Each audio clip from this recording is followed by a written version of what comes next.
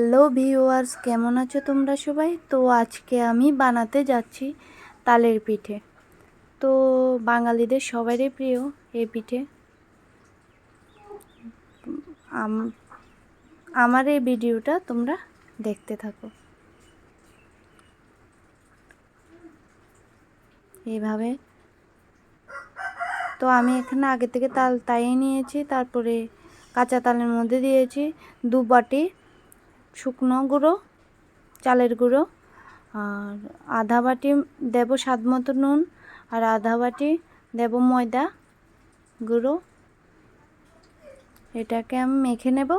প্রথমে একটা হাতা দিয়ে মেখে নেব,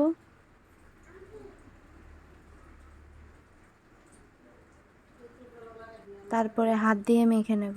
এটাকে ভালোভাবে মিক্সড করে নেব।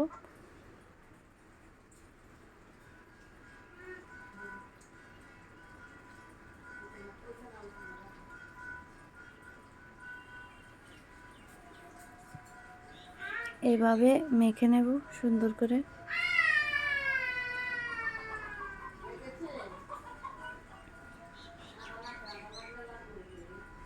দিয়ে দেব এক বাটি পরিমাণ চিনি লাগবে।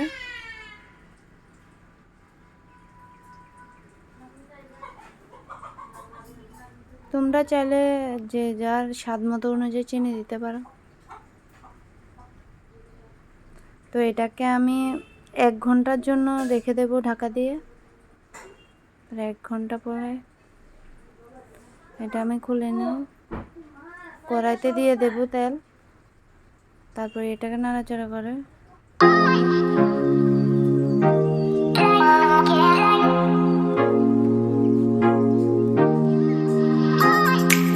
তেলটা গরম হয়ে এসে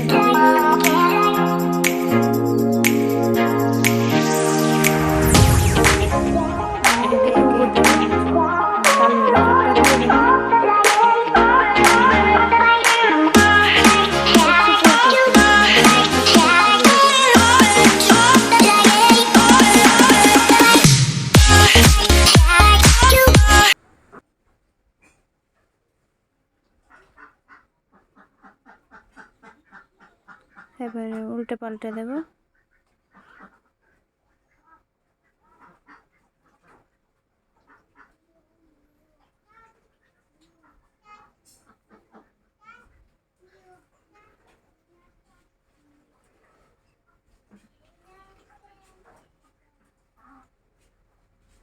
এভাবে উল্টে পাল্টে দেব। কাঁচা তাল তাই যদি তাড়াতাড়ি লগালগ বানিয়ে ফেলতে পারো, তাহলে পিঠেটা খুব স্বাদ হয় খেতে।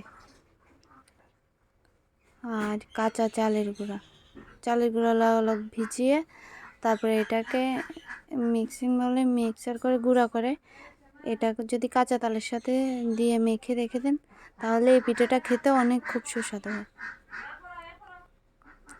তো